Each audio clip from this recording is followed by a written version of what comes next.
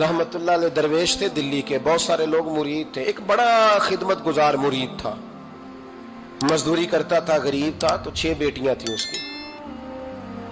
हजरत साहब के पास रोज आके कहता, हुजूर बच्चियों के लिए दुआ करें, अल्लाह कोई असबाब पैदा कर दे। एक बच्ची की शादी का खर्चा 1000 दिनार है और मैं गरीब हूं। हजरत साहब दुआ कर देते।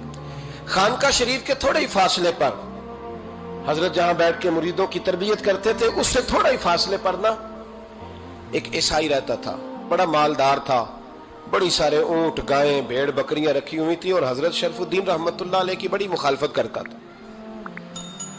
और ये जो आपका गरीब मुरीद था, ये उसका पड़ोसी था। एक दिन बुला के ना उनको कहने लगा कि तू किधर जाके जो है वो टकरे मार रहा है, वहां से कुछ नहीं मिलने वाला। वो तुझे क्या देंगे जिनकी खानका खुद चंदे पे चलती है, मदरसा चंदे पे चलता है, मस्जिद चंदे पे चलती है, तेरी बेटी का मामला कहां हल होगा? तो उस दरवेश ने कहा कि तू मेरे पीर को नहीं जानता, तू अजय मेरा महबूब नहीं डिठा, तो पता नहीं ना, तू इस रास्ते का मुसाफिर नहीं, तू नहीं जानता। उनका बस चले ना तो वो हर कीमत में मेरी बेटियों की शादी करा दे। अब वो ईसाई था, कहने लगा अच्छा चलो ठीक है, अगर इतनी बात है ना तो जाओ उनसे जाके कह दो कि 6 साल के लिए मेरे साथ मुआहदा कर लें, तो मेरे जानवरों को चारा डाल दिया करे, 6 साल ड्यूटी करे, मैं 6000 दिनार दे देता हूं। वो मेरे साथ 6 साल मेरे जानवरों को चारा डाले, रखते हैं ना आप चारा डालने के लिए एडवांस पैसे दे के। अब तो लोग उन्हें भी गुलाम ही बना लेते हैं, बड़ी थोड़ी तनख्वाह देते हैं, जुल्म करते हैं, पूरा मुआवजा नहीं देते। हजरत शेख शरफुद्दीन के बारे में वो कहने लगा, जब अपने पीर से जाके कह के मेरे जानवरों को 6 साल चारा डाले, मैं 6000 दे देता हूं, तू जो कहता है हर कीमत पे जाने को तैयार है। उसने जब ये बात की तो मुरीद ने नाराज हो गया, वो लड़ाई हो गई, गिरबान पकड़ लिया, झगड़ा हुआ, बात बड़ी दूर गई। इस तरह की बात करता मेरे हजरत के बारे में, तेरे जैसे कई मैं वहां काम पे रखा दूं। जब वो बड़ी बहस हुई, बात मोहल्ले में, इलाके में फैल गई, दुनिया ने सुन ली, तो शेख शरफुद्दीन तक भी पहुंच गई। इस तरह झगड़ा हुआ है। लोग सो गए इशा की नमाज के बाद। हजरत साहब ने ना सर पे कपड़ा लिया, उस ईसाई के दरवाजे पे दस्तक दी, वो बाहर आया, फरमाने लगे लोग तो सोच समझ के मुलाजम रखते हैं, तूने भी तो सोच ही लिया होगा, तभी तो मुझे ऑफर की है। तू अपनी ऑफर पे कायम है? वाकई मुझे रख लेगा और 6000 दिनार दे देगा? कहने लगा जा बाबा काम कर अपना। फरमाया नहीं, तूने इतने लोगों में बात की, इतनी बहस हुई, तो कायम है? कहने लगा मैं तो कायम हूं, पर आपने नहीं कायम रहना।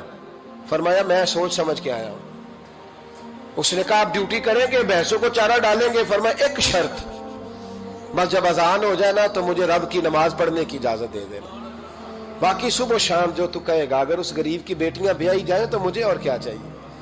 उसकी 6 बेटियों का बोझ है उसके सर पे, तू मुझे रख ले। अल्लाह अकबर। वो कहने लगा चले पे मेरे साथ खते बंदगी कर ले। आजकल हम स्टाम्प करते हैं, उस जमाने में खते बंदगी होता था, गुलामी का खत, काजी शहर के पास, यानी उसका ख्याल था कि चलो स्टाम्प की बात करूंगा तो भाग जाएंगे। फरमाया चल मैं तैयार हूं। काजी तक गए, तय हो गया, 6000 दिनार दे दिए। हजरत ने मुरीद को बुलाया, फरमाया पुत्र ये ले जा मेरी बेटियों को रवाना कर दे। कहने लगा हुजूर ये क्या कर रहे हो आप, कुछ सोचे? फरमाया यार जब तुझे बेटा बना लिया तो फिर मेरी पोतियां तो लगती हैं ना, मेरा हक तो बनता है ना, जाके ड्यूटी कर, उनको ब्याह दे। बात फैल गई। बादशाह भी अकीदतमंद था, वो 12000 दिनार लेके पहुंचा।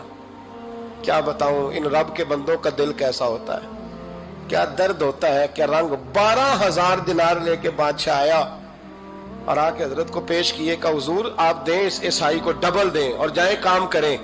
आप फरमाने लगे तू पैसे दे, शर्तें ना लगा, मेरा जहां दिल करेगा मैं खर्च करूंगा, मुझे तो मजा ही अब आने लगा है, अभी तो लुत्फ आ रहा है, अभी तो जायका आया है कुछ करने का, पैसे देने या तो दे, पाबंदी ना लगा, जहां मेरा दिल करेगा मैं। उसने कहा हुजूर ठीक है रख ले। हजरत ने फजर मस्जिद में पढ़ी, जेब में 12000 दिनार थे, ऐलान फरमाया भी किसी और की बेटी भी बैठी है तो पैसे मेरे पास है। वो 12000 दिनार भी बांट दिया, और 12000 दिनार बांट के ना तो फिर चले गए खेत में चारा काटने। उस ईसाई को किसी ने बतलाया कि उनके पास तो 12000 आया है, पर तुझसे जान नहीं छुड़ाई उन्होंने। वादा ये हुआ था कि 6 देंगे तो जाएंगे, जब तक देंगे नहीं तेरे घर में काम करेंगे। वो ना चारा काट रहे थे, हजरत साहब तो वहां पहुंच गया, दूर जाके खड़ा हो गया, कहने लगा बाबा پہلے تو میں نے مسلمانوں کے اخلاق سنے تھے، اب تو میں نے دیکھ بھی لیے، پر یہ بتا جب 12,000 آیا تھا جان کیوں نہیں چھڑائی؟ تو حضرت چارہ کاٹتے کاٹتے رو پڑے، فرمانے لگے تو نہیں نہ جانتا یہ بیٹیاں سانجھی ہوتی ہیں، پتہ نہیں نا، میرے رسول پاک نے تو حاتم تائی کی بیٹی کے سر پہ کپڑا رکھ کے کہا تھا بیٹیاں برابر ہوتی ہیں، تو یہ نہیں پتا جب اس کی 6 بیٹیوں کی شادی ہوئی ہے میرے اندر روحانیت کتنی بڑی ہے۔ فرمایا پھر 12,000 آیا ہے تو 2-4 بچیاں پھر گئی ہیں، تو یہ نہیں پتا میں اندر سے راضی کتنا ہوں، میں تیری نوکری کرتا رہوں گا، پتہ نہیں اللہ کتنی بیٹیوں کو بیاہ دے گا۔ اتنا رویا وہ عیسائی کے پیروں میں بیٹھ گیا، کہنے لگا بابا میں نے تیری مخالفت کی ہے پر تیرے قریب آ کے پتہ چلا ہے کہ تو بہت اونچے اخلاق کا مالک ہے، اور اگر تیرا یہ مقام ہے تو تجھے اخلاق سکھانے والے محمد عربی کی شان کتنی ہوگی۔ ظالم کی بولیے جاتے نہیں لوگ جھوٹے گواہ بن کے، وکیل صاحب کو نہیں پتا ہوتا کہ یہ بندہ مجرم ہے جو میرے پاس آیا، کیا مجرموں کے وکیل نہیں ہوتے؟ بولے تو اس کو پتہ نہیں ہوتا وکیل صاحب کو کہ یہ صاحب مجرم ہے، میرے پاس مقدمہ لے کے آئے، اور اگر بے ادبی نہ ہو جائے تو میرا خیال ہے قاضی عدالت کو بھی پتا ہوتا ہے کہ مجرم کون ہے اور مظلوم۔ میرے نبی پاک صلی اللہ علیہ وسلم نے اس قدر زیادہ سختی فرمائی اس مسئلے میں، فرمایا جس کو پتا تھا کہ فلاں آدمی ظالم ہے، ظلم کر رہا، پھر وہ ظالم کا گواہ بنا یا اس نے ظالم کی مدد کی، کتنی کی؟ شارحین لکھتے ہیں چاہے اس نے ایک جملہ بول کے کی، چاہے ایک، سارے بولیے، چاہے ایک غریب کو اس نے ظلم کیا تو کہتے ہیں علاج یہ سی، چاہے ایک جملہ بول کے کی، شارحین اس حدیث کی شرح میں لکھتے ہیں ایک جملہ بول کے چاہے مدد کی، جس بندے نے کسی ظالم کی مدد کی کسی مقدمے میں یا کسی صورت میں اور اسے پتا تھا یہ ظالم ہے، میرے نبی پاک صلی اللہ تعالی علیہ وسلم فرماتے ہیں اگر اس نے مدد کی، ابھی ظالم کی بات نہیں ہو رہی، ظالم کے مددگار کی بات ہو رہی، اگر کسی نے ظالم کی مدد کی تو حضور فرماتے ہیں خدا بھی اس سے بری ذمہ ہے، رسول بھی اس سے بری ذمہ ہے۔ سنبھال کے رکھے اپنی نمازیں، قربانیاں، حج، زکوٰۃ سنبھال کے رکھے۔ اگر ظالموں کا مددگار ہے، الیکشن آ لینے دے، آپ کو نظر آ جائے گا کون کون ظالموں کا مددگار ہے، نظر آ جائے گا، اپنی جیب سے لوگ پیسے دے کے ظالموں کی مدد کریں گے، ان کے فلیکس چھپوائیں گے، بورڈ لگوائیں گے، جیبوں سے پیسے دے کے۔ ہم نے خود آگ لگائی ہے چمن میں اپنے، بے سبب گردشی ایام کو الزام نہ دو، ہم نے خود نور کا ظلمت سے کیا ہے سودا، کر کے توہین سحر شام کو الزام نہ دو۔ ظالموں کے مددگار میدان میں آ گئے، یہ چھوٹا لفظ نہیں، میرے حبیب پاک صلی اللہ علیہ وسلم نے فرمایا جو ظالم کا مددگار ہے سن لے جو سجن کے ساتھ کچہری جاتا ہے، وہ یاد رکھے جو دوست کا گواہ بنتا ہے، وہ یاد رکھے جو کہتا ہے میں مانگی گیا تھا، مجھے بلایا گیا تھا قبضہ چھڑانے کے لیے کسی غریب بیوہ کی جائیداد پہ، کب وہ سن لے تو مدد کر کے نہیں آیا، تو خدا کے ذمے سے نکل گیا ہے۔ رسول پاک نے فرمایا تیرا میرا تعلق ختم ہو گیا، تو ظالم کا مددگار ہو گیا، پھر تو کہتا میں بے چین ہوں، میں بے قرار ہوں، میں آزمائش کا شکار ہوں، پلٹ کے دیکھ تو صحیح تیرا گناہ کتنا بڑا ہے۔ میرے نبی پاک صلی اللہ علیہ وسلم کا ایک اور فرمان سن لیں، ابن ماجہ ابو داؤد میں موجود ہے، اس حدیث کو آپ نے یاد کر لینا ہے، کر لیں گے انشاءاللہ، سارے کہیے انشاءاللہ، کر لیں گے یاد۔ حضور صلی اللہ علیہ وسلم نے فرمایا اگر تو ظالم کی مدد کرے گا نا، یہ لفظ دل کی تختی پہ لکھ لینا، یہ مکافات عمل ہے، مکافات عمل دنیا، ادھر کرو گے تو ادھر بھرو گے۔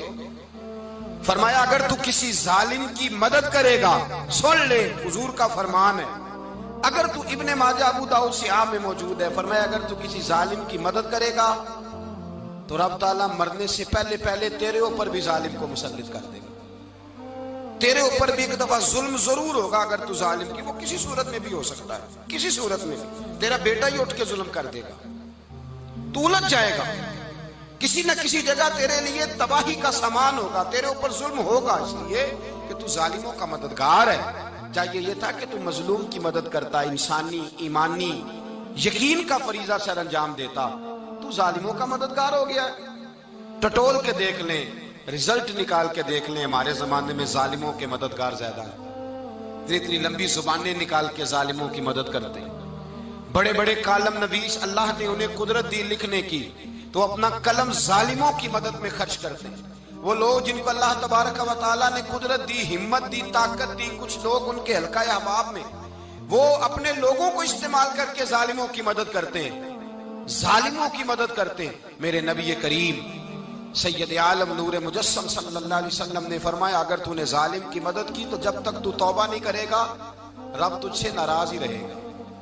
اللہ تجھ سے، او بھائی جس سے رب بھی ناراض ہو گیا، نہ کھانا نہ پینا نہ سونا نہ جاگنا نہ نیند، پھر تیری ہر چیز تیرے لیے آزمائش ہو جائے گی، پھر تیرا سایہ بھی تیرے لیے خوف کا سامان بنے گا، پھر زندگی جیتی جاگتی لاش بن جائے گی، تو اپنے کندھوں پر اپنی میت اٹھائے پھرے گا جب تو ظالم کا مددگار ہوگا۔